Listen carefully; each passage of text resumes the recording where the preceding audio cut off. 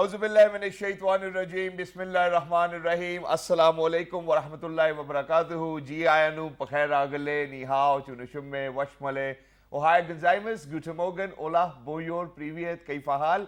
Hale shuma chatore, ahlan wa sahlan, marhaba. Buna, mucho, gracias, swabia, bhalli kare aaya. Hosh Galden, and thank you very much everybody for tuning in to PTV World. You're definitely watching World this morning alongside my very well-learned colleague who happens to be Ms. Hajra Satti. Thank you. I happen to be Shahzad Hasan Khan, and we hope and pray that everybody out there is doing wonderfully well and that you're ready to kickstart your day with us. First things first, hello Hajra, how are you doing today? Thank you so much. I'm doing very well. And Shahzad sir, I have some very interesting information to share with you and our viewers, of course. Right at the beginning, come on. Yes. So while I was doing my research on the forestation aspect of the climate change, so I came across that, trees are actually the social creatures. They talk with each other, they trade with each other, and they also, waging war on each other beneath our soil. Yes. So they have this concept of, mother tree. So it's the oldest tree, and it dumps the information inside the soil in the form of the nutrients which is used by the seedlings, right? So Allah subhanahu wa ta'ala has this mechanism at place, where the nature protects itself. And in the case of any insect invasion, so the trees, alert the other trees through the dumping of the same nutrients inside their soil. Wow. And this research, was carried out by Simmert Suzanne. She's a German ecologist. And she also said, that when the elder trees die, it sort of, dumps the wisdom inside the soil so the other trees can live according to that. Wow. And this system is called Wood Wide Web. World Wide Web, right. Wow, WWW, ladies and gentlemen. And as we have World Wide Web as well, I think it actually does the same job as well. God knows whether we have taken influence from the Wood Wide Web or not. But just in addition to that, because you spoke about an interesting fact, I think I'm going to speak about the dimensions that we've spoken about it quite a lot. So they say that there are 3 dimensions. In the first place, it's the height, width, and length as well. Which is comprehensible, we can comprehend that, Yes, we can comprehend that. And there is another one on number 4, which we can comprehend once again, and that's time. Right. And it's relative too as well, because when you start to miss somebody, that's the moment when the time does not pass at all. And not just that, ladies and gentlemen, so there's a 5th dimension where the world would actually start to look a little hazy. Then the 6th dimension, you will have planes of different worlds right in front of you, and you can see them as well. And it continues. So, they say that there's somewhat around 10 or 11 different dimensions to 8. There are people who have lived through dimensions, but we're not sure about it because nobody spoke about it very openly as well. But first things first, let's get started with the day. We hope and pray that everybody out there is doing wonderfully well.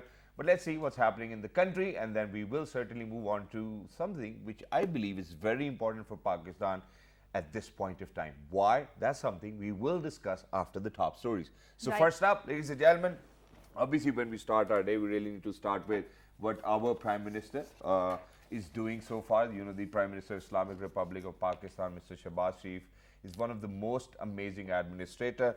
But this is something which I want to share with the rest of the world, and that is that Prime Minister Shehbaz Sharif calls for discussion on the sanctity of last Prophet Hazrat Muhammad Rasulullah Khatamun Nabiyyin Sallallahu Alaihi Wasallam in the National Assembly. The National Assembly will hold discussion on the sanctity of last Prophet Hazrat Muhammad Rasulullah Khatamun Nabiyyin Sallallahu Alaihi Wasallam in its session. The House will also pass a resolution against the blasphemous remarks by Bharatiya Janata Party leaders in India. Prime Minister Shehbaz Sharif said the resolution will send a clear message to the world that we are ready to render any sacrifice for the sake of sanctity of Holy Prophet Hazrat Muhammad Rasulullah Khatamun Nabiyyin Sallallahu Alaihi Wasallam. What a strong and befitting message, and I think it was about time that we really needed to kind of share this message out there with the rest of the world as well. Imagine that, our religion is of peace, and we always make sure, and our religion does not even allow us to make fun of any other religion at the same time and place. but that does And not also, mean that we will allow anybody Right. to do so. And Shehzad, there's a very fine line between freedom of expression and between the hate speech. And I do find that, a lot of times, people are using free speech in the category of the hate speech, True. and this comes under that, passing on the blasphemous remarks. And now moving on to our second news, which is about the World Blood Donor Day, which is being observed today to raise awareness about the need for the blood donations. This day is celebrated every year to spread awareness about the significance of blood donations and also to recognize the contribution of voluntary unpaid blood donors in saving their lives. The aim is to raise global awareness of the need for safe blood and blood products for the transfusion and of critical contribution voluntary unpaid blood donors make to national health systems. The day also provides an opportunity to call to an action to the governments and national health authorities to provide adequate resources and put into place systems and infrastructures to increase the collection of blood from the voluntary, non-remunerated blood donors. So, Shehzad, did you ever had the chance to donate the blood? Yes, I've always been a regular blood donator, to be very That's honest. And really Red Crescent, ladies and gentlemen, is one of the organizations over in Pakistan who've been working day in, day out to make sure that they save lives by giving away blood to people who actually need it. So imagine, so this day, ladies and gentlemen, is all about donating blood because it happens to be an act of solidarity and we really need to join hands. And the sole reason to observe such a day is to spread awareness and to kind of recognize the efforts of all of those people who have been donating blood as well. We will talk about it, but in the later segment, but first things first, obviously, because I said that this is what Pakistan needs as of now. So imagine, in COVID, we saw domestic tourism at a rise. People were not able to go abroad, and there were different travel policies where you had to get COVID testing done and whatnot. So people started to travel within the country.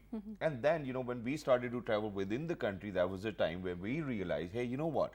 We certainly need more educated people within the field of tourism, and it's because of the fact, or probably hospitality, and it was because of the fact that the need was there in the first place. So imagine, when we travel abroad, whoever we come across, even if we are staying at a hotel, they're always very nicer to us as well. People have had troubles with people in Murray, people have had troubles in different areas as well, where people certainly are not that hospitable. I'll be very honest with you guys as well. So imagine if I need to go to a place, I really need that, okay, if I'm spending money, where's that value for money? Where's that respect which I deserve? Where's that, that ambience which I require? So, I think keeping that in view, this is something which is very important that we start to educate people that who are related to the hospitality or the tourism industry as well, given that Pakistan is blessed with all sorts of weathers, places, mountains, hills, deserts, seas, rivers, wherever we may probably go. So imagine that there's an extra space and there will always be space for learning, which is why we're very lucky that we've actually been joined by people who are actually kind of coming up with a vocational training initiative, a vocational education initiative where they wanted to educate people. And guess what? That when we talk about this gentleman, ladies and gentlemen in particular, obviously he's served over here within the tourism industry. He's got more than 2 decades of experience and he's the brain behind that. And who is the one who will be imparting such education is something we want to share with you guys. So ladies and gentlemen, first up, we're very lucky that we've actually been joined by somebody who happens to be a corporate director and HR and OD as well. He happens to be working for Serena Hotels, South and Central Asia. He is Dr. Moinuddin Saab. Hello sir, Assalamu Alaikum. Good morning. How are you? I'm good, Shehzad. Good morning to you and Hajra. Thank you very much, sir, for joining us. Wonderful to have you. All of a sudden, when you spoke, it felt like as if I'm somewhere in a hotel as well. Thank you very much for your kind words. It was a very warm welcome by you too as well. Thank you. And alongside this gentleman, ladies and gentlemen, we're lucky that we've been joined by somebody who's got vast experience when we talk about hoteling or tourism too as well. He's been affiliated with Food and Beverages Department, one of the biggest ever department in a hotel when we talk about it as well. So he's been serving in Thailand, he's been serving in Switzerland, Singapore, different places. And all of a sudden, he's taken this initiative of vocational education that too about hospitality and tourism. So ladies and gentlemen, we're lucky that we've been joined by Mr. Christophe Melan. Hello, Assalamu Alaikum, good morning, how are you? Good morning, and yourself? How are you? Thank you very much for joining us. I'm doing absolutely fantastic. Well, you can tell certainly, no? Yeah, of course, full of energy for sure. I think it's great. So let's get started with the day. So sir, Doctor, first of all, obviously, how are the statistics when we talk about pre-COVID and post-COVID as well? And then what are the requirements and why do you think there was a need for such an initiative to be taken? See, post-COVID, so Pakistan's domestic market is in the recovery phase. and the domestic market is quite buoyant, and that's really helping the tourism market. Now, as you rightly said, we need to work on the standard side. True. That while we have domestic tourism, we should serve domestic tourism with the right skills, the right mindset, and standardization. All right. Two things you require whenever you go to a hotel. Number one is that they should give you the same room that they have advertised on the website. True. And number two, they should honor the rate that they have already promised you. True. So these two things are actually standardization. So you get what you were looking for, and you should pay what you were promised. And that, you know what, in addition to that, you know, if it's cold, you know, and if I need a heater in my room, you know, I shouldn't be charged extra True, for it as true, well. true. Or probably warm water or something of that sort as well. So, you know, you really need to deliver what you promised for. That's important. But imagine, sir, obviously there are mistakes from the client's perspective as well. You know, we kind of expect quite a lot more than what the hotel can actually deliver. How do you think we educate the masses out there that, hey, you know what, this is what your limit is and this is what their limitations are? Christoph will also join me. We call it wrong customer expectations. Okay. So it requires training Yep. that how you can align the match between, as I said, promise, what you were promised, and what you were expecting. True. So there is always some kind of expectation gap. So sometimes you have to educate the customer in a way that is not offensive. At the same time, customers would understand that these are the boundaries of service delivery. True, and that's wonderful. Thank you very much. Very well understood as well. Moving on to you, Mr. Christoph. First of all, for somebody who's been affiliated with the hospitality industry for so long, you know, worked over places where people die to go to as well, you know, even whether they have money or not. I certainly have. I've been asking for loan to go to Thailand as well. You know, that's somewhere back in the day as well. Why would you come up with such an initiative where you thought, hey, you know what, so vocational education is important, and that over here in Pakistan? There are a lot of hospitality schools in the world today, growing and growing, but mostly all these hospitality schools focus on management. And when you think about it, when you go into a hotel, the focus is on the people who serve you, the entry level. So in order to increase the standards of people in the industry who welcome guests, who provide the experience, we decided to focus on delivering vocational education. Wow. And then also you have a large pool of young people who want to work, and hotelier we need people, but there's a gap between they're not educated enough, or they're not trained enough, True. or they don't have the right skills to do the job. So Wonderful. Okay, so right, I really wanted to ask you this question, that the velocity of change is very much faster, you know, especially with the COVID hitting on the global scenes, and then there are a lot of, you know, different variants, you know, which are coming in.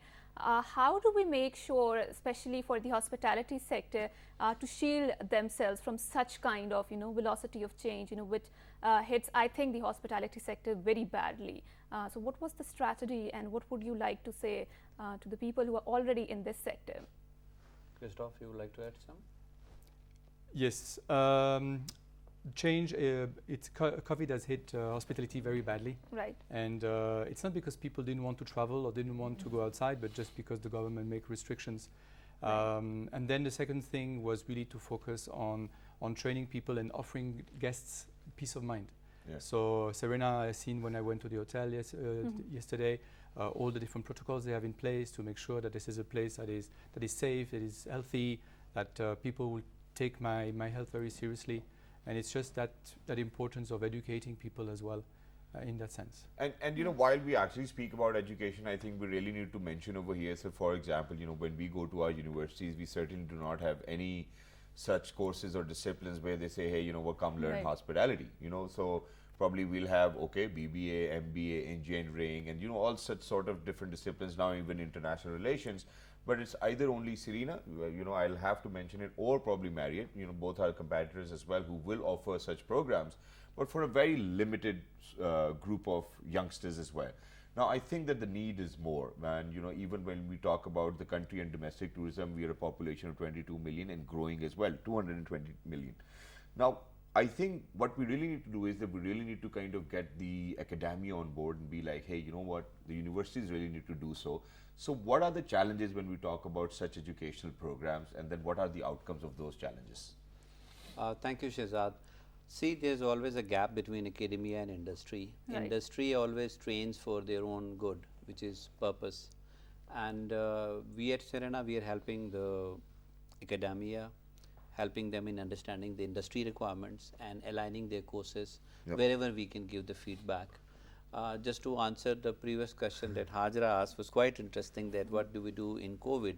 So definitely protocols have changed, and so is the customer experience. For Right. example, if you were a guest to the hotel, Right. you would have been happier if had somebody picked up your luggage Right. or picked up your laptop or your bag for that matter. Right, right. Now you won't like somebody to touch your bag. Right. So you know where there is a, definitely you understand what's a warm service. Yep. People Right. lending a helping hand. While in this COVID scenario, while you want to be greeted, at the same time, there's a fine line of your personal boundaries, what you want us to be touched, Right. escorting you, keeping a safe distance with you. Yeah. So the rules of the game have changed. The customer experience, the expectation of experience has changed. I think if Right. the rules didn't change, they didn't change for the valet service as well.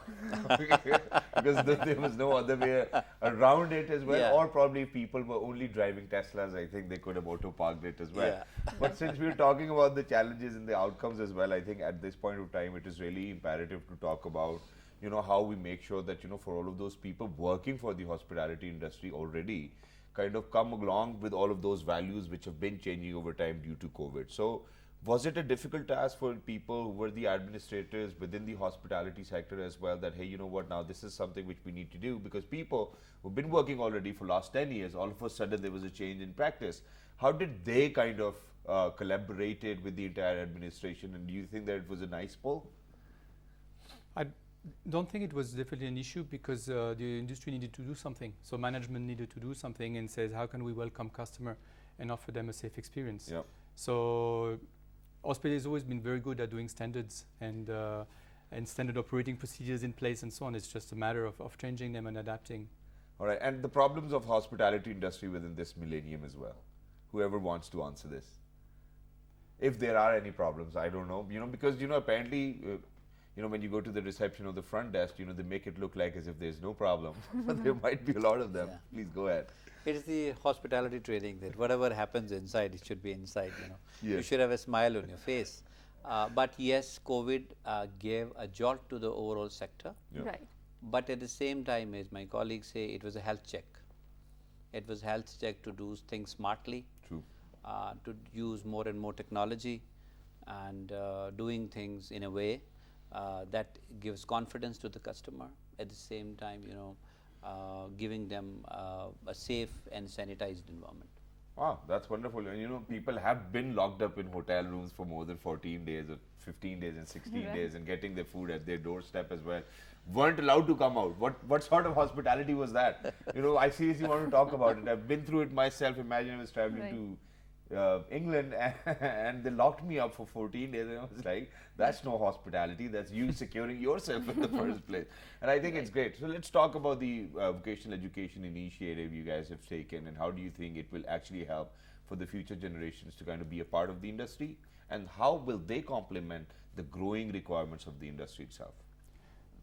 Welcoming a guest is a skill that you need to have, and you need to be trained for it. There are people who are naturally hospitable, who are Thank you. happy to welcome people like you, exactly. And there are some people who don't know, and they need to be trained for that. True. And it's also the skills of running a hotel, running a reception, being in the kitchen, cooking safely and hygienic, and all of that. So these are skills that need to be acquired. And that's the reasons why if you want an industry to grow, you need to have the qualified staff. Wow. Right. And in Europe, we have a big challenge right now, is that actually we don't find staff. Young people, after COVID, now they don't want to work in hospitality anymore, because they went home and they started enjoying being at home, and it says, why do I work so hard? Why do I work evening and weekends? Yeah. I can find something else. So now I heard some GM say, I hire anybody with 2 legs and 2 arms, and they come to work in my hotel. Right. So it's the opposite. So industry has to find a way to make hospitality More fun again, attractive, interesting again, to hire people to Probably pay a little more than what YouTubers are getting. come. Exactly, Because exactly. everybody's on YouTube. That's also a these days. challenge, right? Exactly. Okay, so I really wanted to talk about the ethical hospitality sector.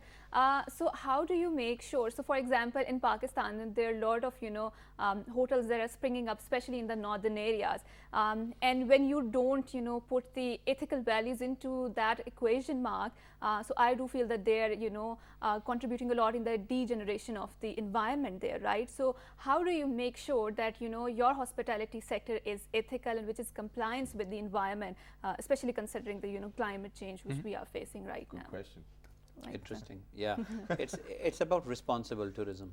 Right. You would understand that an area like Gilgit-Baltistan, where there's a population of a million, Right. and you are getting a flux of 5 million people. Right. Right. So for one local, there are 5 outsiders. So Right. definitely, it's going to take a toll on the environment, the Wood Wide Web, as you rightly Right, said. right.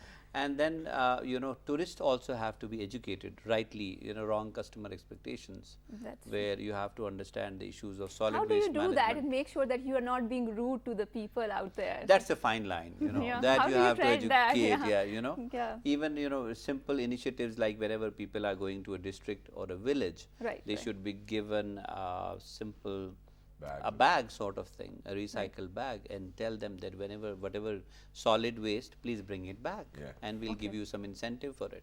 Right. Or we That's can nice. charge the bag for 200, and once you are back, we'll give you 150 back. Yeah. Right. So people understand those smaller incentives. True. Okay. So it's how you kind of factor in, how you structure it, Right. how you create a win-win for the tourist and also for the local. And you were so mindful when you said that a recycle bag or a bag which can be recycled as well, Yeah. because you knew people might even leave the bag there as well. Yeah.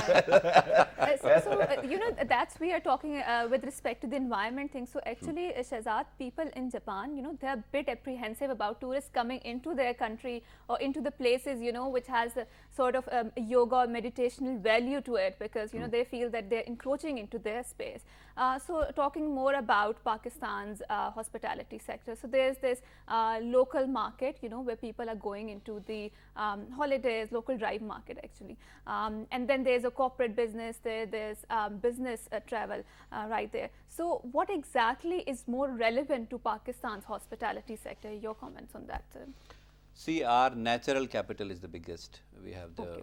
highest mountains ever. We have Right. excellent geography. Right. So that's our area. Okay. So people even go for recreational retreats these days. They go Right. for yoga all the way to the mountains. They That's do true. trails and treks.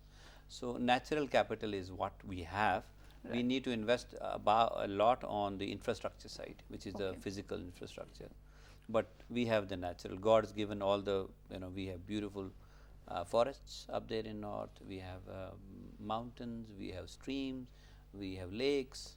Okay. So yeah, we have glacier. We are the largest deposit of the glacier outside North That's Pole and South Pole.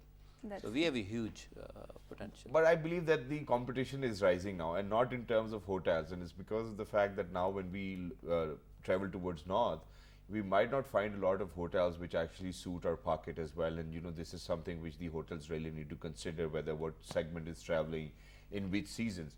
But imagine, so people have started to rent their own houses, on Booking.com and different platforms as well. And with such mushroom growth, obviously that's a tougher challenge for hotels to kind of cope up with as well. Because I think I'm confused whether it's the food and beverages or whether it's the rooms within the hotels which actually generate the most of the money.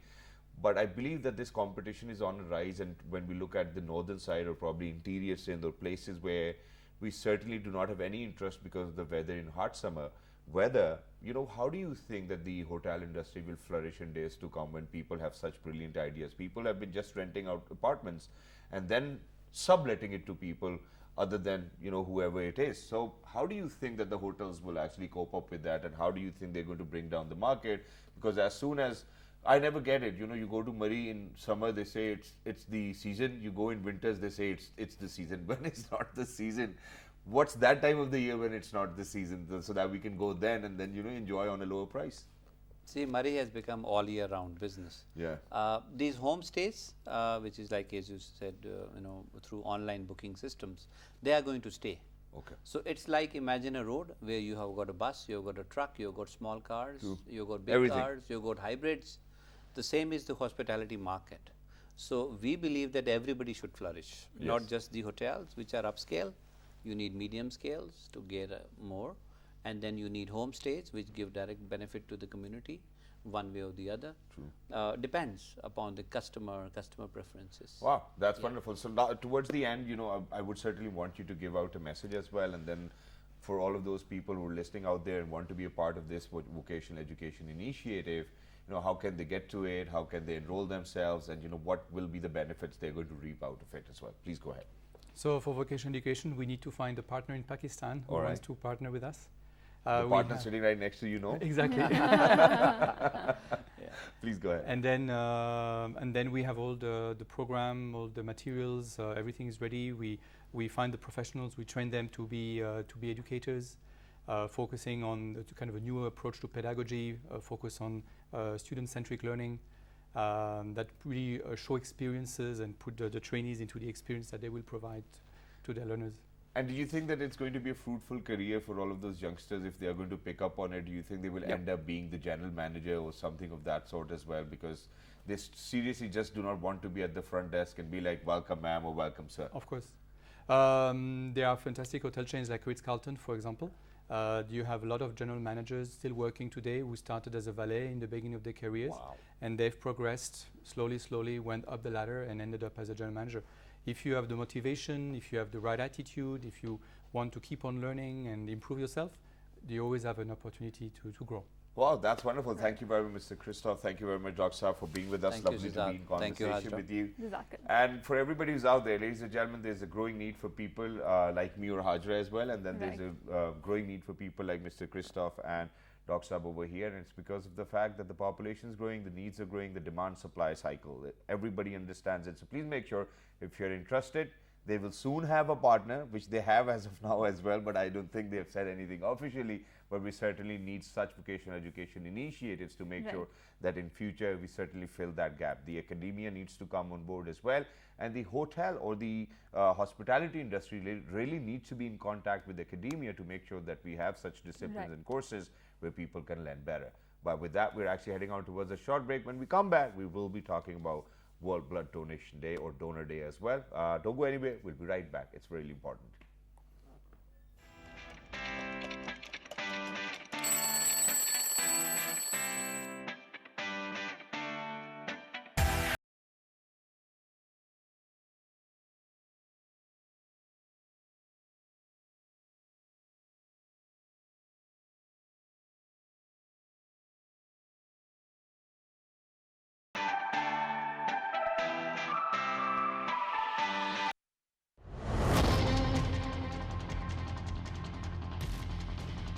हमारे पैरों में भी जंजीरें बंधी हुई हैं और हम कोशिश कर रहे हैं कि उस मुआहदे के अंदर उसको बरकरार रखते हुए मुल्क के लिए जो भी बेहतर से बेहतर सहूलत हासिल कर सकते हैं करें, लेकिन इमरान नियाज़ी पाकिस्तान को उसके मुकदमे को इंतहाई कमज़ोर मुकाम पर छोड़ कर गया है। इसलिए हुकूमत जो सख्त फ़ैसले उठा रही है उनका मकसद मुल्क की मईशत को बचाना है, और अगर हमने ये कड़वी गोली खा ली तो इंशाअल्लाह ताला चंद माह के बाद पाकिस्तान की मईशत में इस्तेकाम आना शुरू हो जाएगा। और हम उम्मीद करते हैं कि जब हम 1 साल के बाद हुकूमत छोड़ेंगे तो कम से कम पाकिस्तान की मईशत के दिवालिया होने का ख़तरा टल चुका होगा, और इसके बाद हम इंशाअल्लाह मुल्क की मईशत को बहाली की तरफ लेके जाएंगे। हमने सबसे ज़्यादा कोशिश की है कि ज़राअत के शोबे पर तवज्जो दी जाए, चूँकि ज़राअत का शोबा 6 महीने में नताइज देता है। पाकिस्तान के किसानों ने पैदावार बढ़ाकर एटमी पाबंदियों के अंदर भी हमें सुरखरू किया था। हमने ज़राअत में किसानों को जो मराद दी हैं, मैं उम्मीद करता हूँ कि हमारे किसान भाई ज़्यादा पैदावार करके मुल्क को ज़राअत में ख़ुद कफ़ील करेंगे, ताकि हमें गंदम को दरामद न करना पड़े, हमें चीनी को दरामद न करना पड़े, हमें कपास को दरामद न करना पड़े, और हम मुल्क के अंदर खुर्दनी तेल उगाकर जो अरबों डॉलर खुर्दनी तेल की दरामद पे खर्च करते हैं उनसे बच सकें। इसी तरह मैं ये भी कौम से अपील करूँगा कि हम चाय की एक एक प्याली 2-2 प्यालियां कम कर दें, क्योंकि जो चाय हम इंपोर्ट करते हैं वो भी हम उधार लेकर इंपोर्ट करते हैं। जाए जब तक के हम अपनी चाय की पैदावार में खुद कफील नहीं होते, हमारा फ़र्ज़ है कि वो सारी आइटम्स के जिस पे हमें अपना कीमती ज़र मुबादला खर्च करना पड़ता है, जब तक हम इस बहरान से नहीं निकलते, पूरी कौम को इस मिशन के अंदर शामिल होना चाहिए। हमारी ताजर बरादरी ने पहले भी साथ दिया है। जब कोविड था 6 बजे दुकानें बंद होती थी, लेकिन अब हम अपील कर रहे हैं कि 8:30 बजे दुकानें बंद करें, ताकि तवानाई की बचत होगी। तवानाई की बचत होगी तो तेल की दरामद में कमी होगी, क्योंकि इस वक्त तेल की कीमतों को पर लग चुके हैं। $120 बैरल से ऊपर जा चुका है तेल, और बाज़ तज्जियाकार कह रहे हैं कि 140 तक भी जा सकता है। तो इसलिए हमारी जो तेल की कीमतें हैं वो बैनुल अक़वामी कीमतों से जुड़ी हुई हैं, और अगर तेल महंगा होता है तो हमें इसकी कंजम्पशन को कंट्रोल करना पड़ेगा, ताकि कम से कम बोझ पाकिस्तान पर पड़े। ये वो इक़दामात हैं जो मुल्क की मईशत को बहाल करने के लिए नागुज़ीर हैं, हम सबको मिलकर करने हैं। लेकिन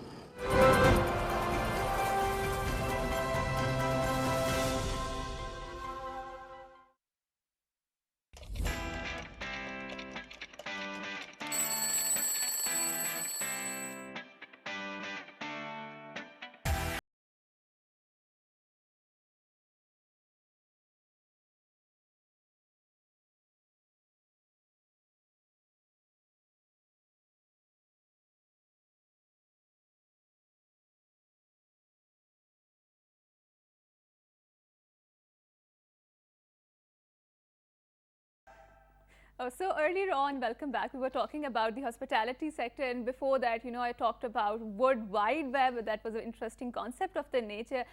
So also, today is the World Blood Donation Day, right, Shehzad? Yes. And it's very important. And I also asked you, did you donated blood Yes. any time in your life? So how was your experience? I've always been a regular blood donor, ladies and gentlemen, Right. and I've always been an advocate for that as well. So Right. while I was in my university, I was the president of the student affairs as well, alhamdulillah. So what we would do is that we would always be in conversation with people from Red Crescent. They would come over here, within a university, and then we would support, or in fact, kind of convince all the students that, hey, you know what, it's healthier.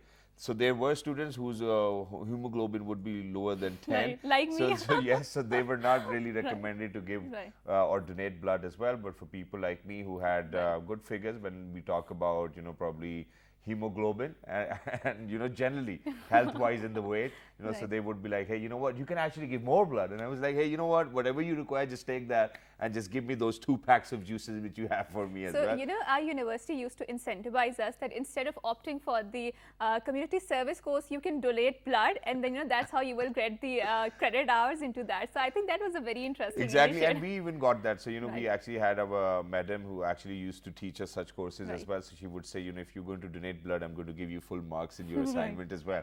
So, a Right. lot of students were really motivated to do so. And then I Right. believe that, such a day, ladies and gentlemen, is to spread awareness and to kind of, say, hey, for all of those heroes out there who have been donating blood, thank you very much for saving millions of lives out there, because every single day somebody is in need That's of blood as well. But then, ladies and gentlemen, there needs to be safe practices. We really need to follow that. But before we kind of talk about those safe practices, who can donate, how can we donate, how do we make sure that the blood transfusion we're getting is safer for us? These are the questions which we have in mind, and we're very lucky that we've been joined by people from Red Crescent today Right. as well. So first up, we're very lucky that we've been joined by somebody who happens to be the Assistant Director, Regional Blood Donor Center, Islamabad. She is Dr. Wasifa Mutassim. Hello, Assalamu Alaikum. Good morning. How are you? Walaikum assalam, and a very good morning to you as Good well. morning. Thank So you my so first much. question, did you ever donate blood? Yeah. I thank God you said yes, yeah. Yeah, of Obviously on course. TV you're going to say yes. Did you really? Yeah, Okay, that's wonderful. And I alongside her, ladies and gentlemen, we're very lucky that we've been joined with somebody who happens to be the Deputy Director, Media and Communications from Pakistan Red Crescent Society. He is Mr. Sher Zaman. Hello, Assalamu Alaikum, Sher. How are you? Walaikum assalam, Shehzad. Thank you so much. Good morning, and She- thanks for having us. Thank you very much. Sher, do you donate blood? Yes, 23 times. Only Oh, 3 that's times a nice. year? 23 times. 23 times a year? I mean, as of now. As of now, you've donated 23. Right. Well, you started in adolescence, man. That's something I believe Where is did not you get good. so much blood from? Yeah. But let's get started. Tell us a little about Red Crescent Society in the first place, and then we'll move on about the best practices. Sure. So let me tell you about the Pakistan Red Crescent Society. Pakistan Red Crescent Society is the largest humanitarian network in Pakistan, and it was founded by Qaid-e-Azam Muhammad Ali Jinnah in 1947. And since then, its presence is in the different provinces, almost every province of Pakistan, starting from Sindh, Punjab, Balochistan, KPK, FATA, Gilgit-Baltistan, and Azad Jammu and Kashmir. And as of now, we had presence in almost 87 districts of Pakistan as well. So Pakistan Red Crescent Society believes in 7 fundamental principles, which include unity, universality, impartiality, and so on. It's all right, even if you don't remember all I mean, I will not name those, everything, but yeah. So, and the core programs in which we are working nowadays is number 1 is disaster management, health, first aid, again blood donation centers, not in Islamabad but in different regions, include Punjab and Sindh as well. And yeah, but very quickly, so we obviously know about Red Crescent. It is one of the oldest societies which has existed as well. What I wanted to ask you was, because I certainly wanted to talk about the best practice and how we really can make sure that we take all measures that we are giving safe blood to people out there. So it's the world of technology these days. Everybody's connected either over WhatsApp, Facebook, Twitter, social media platforms as well. You happen to be the head of the media and communications. Why don't you think that Red Crescent haven't, or probably I might not be aware, with such a concept where, the blood could actually be delivered at a doorstep when it's required, or, when we can be in conversation with people from Red Crescent, over the internet and be like, hey, what, this is something we want, and, that our, whatever requirement we have is being fulfilled just over one single call or over one single message on social media. well, currently we started this campaign, like we are, in the middle, that we'll try to aware people about the awareness. And secondly, currently we are running different campaigns in order to ensure the availability of blood donor. And Dr. Wasfa will talk about different things that not only students but bureaucrats, people from military background, they are also now donating blood. So I can see it's a gradual process. It's not an overnight thing. Now people are aware and they are contributing. Okay, wonderful. Okay, wonderful. So Dr. Wasfa, I will come to you. Back then, 10 years ago, I got the hepatitis A, right? And so people told me that you're not eligible, for the blood donation. So I really wanted to ask you, who can donate the blood? Am I eligible for the blood donation? Yeah, for hepatitis A, I must say you are eligible 101%. Right. But the person who are having hepatitis B and C, any history of HIV AIDS in the past, they can't. And similarly, we do check different parameters, like every individual who is more than 17 years of age, having weight more than 50 kg, and we do check hemoglobin of every individual. Like for males, it should be like more than 13.5 milligrams per deciliter, and for females, it is 12.5 milligrams per deciliter. And all those are eligible and they can donate blood. And how frequently do you think our body is ready to, donate the blood? Yeah, for males, we say like every individual male can donate after every 3 months. So in a year, 4 times a male healthy can donate blood. And for females, it's like after every 4 months. All right, so let's get it sorted. You spoke about how people with hepatitis A can actually donate blood as well. But I think, if we do have choices where people do not have any illnesses or diseases, that's going to be better as well.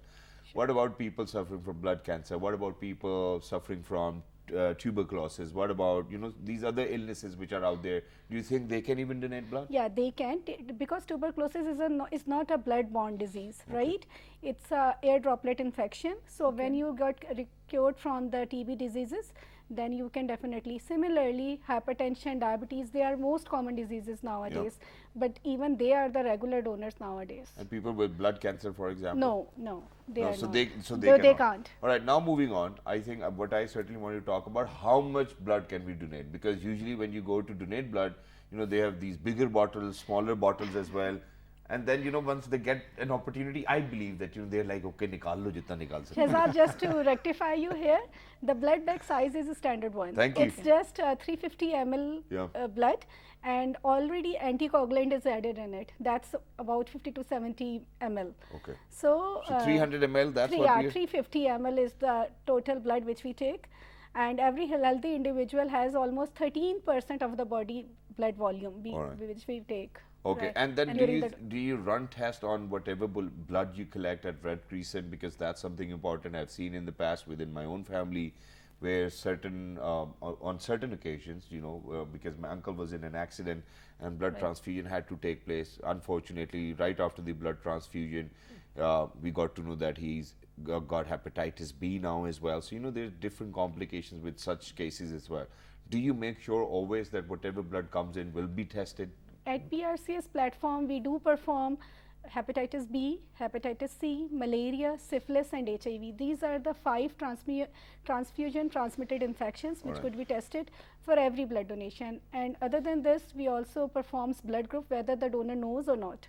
All right. So these are the basic 6 tests which we perform for every donor. Every single time somebody is going Yeah, to donate blood. yeah. And what is the percentage of the positivity of such illnesses or diseases within the blood? Unfortunately, here in Pakistan, hepatitis B and C, because as you discussed, there are many donor societies which do not perform on the basic screening technologies, they are compromised. So that's why these diseases are increasing day by day. And also, what are the precautionary measures that we need to adopt in the aftermath of the blood donation? Because some of my friends, they donated blood and they said that, you know, I'm actually feeling very dizzy. Is it normal thing, or is it, you know, something that we should be really precautious about? Or it's just because, you know, we know, oh, you know, we've given away so much blood, you know, so it starts to happen. It just triggers in the brain. You are very much right. There is a psychological effect as Yeah. well, but a person should take plenty of water just after donation. He or she should maintain the hydration status. And secondly, one should avoid the strenuous exercises. Right. If he's used to do gym, exercises, walk. For how many days? For just 24 hours. Okay. Give rest to your body just for next 24 hours after donation. So That's don't it. go to gym, don't do anything. Yeah. Eat Because more of liver, you know, something of that sort. You know, how do we generate blood again? Okay, you know, let's talk about those Yes. food items as well. Yes. Actually, you know, the red cell life cycle is 120 days. Okay. So after 120 days, it degenerates. Yeah. So it's better to donate it before. So isn't it going to degenerate into somebody else's body then? Because when the No, no, 120 no, day no, cycle no, is no. going to be complete, No, no? it's not like this. Then how does it work? You know, because if my red blood cell is going to degenerate in 120 days, on the 100th day I donated blood, after 20 days, The where- cycle is not like this. Okay. The cycle is not. Actually, blood is the continuous cycle. The generation of the blood cells is a continuous process. True. So when you donate blood, whether it's a 100 day or 120 day, the first part of the blood is very healthy, which you donate. So it doesn't cause any harm or any illness even to yourself. No, that's wonderful. What I'm trying to ask is that if my red blood cell degenerates after 120 days, if I've donated blood on the 100th day of my red blood cells Now, generation, how do you know that whole body you told contains me- 60 to You 70%? told me that whether all I'm asking is my red blood cell still be functional when it is being donated to somebody else? Yeah, because the preservation lifetime of the red cells is particularly 35 days. Okay. So we can store up to next 35 days as well if the optimum temperature of optimum storage environment is given to them. So it doesn't make any difference. And then in addition to that, obviously in Pakistan, we do see a lot of people living with blood-borne diseases as well. And there's Right. a lot of, you know, well, let's talk about thalassemia, you know, only Exactly. we cannot even get enough blood to make sure that, Right. you know, all of those patients receive blood as well and that they can survive and live as well. So what is the requirement as of now, and how much of the requirement is being fulfilled by Red Crescent only? Actually, the Red Crescent blood banks are here in Islamabad, and the regional blood bank is in Lahore as well.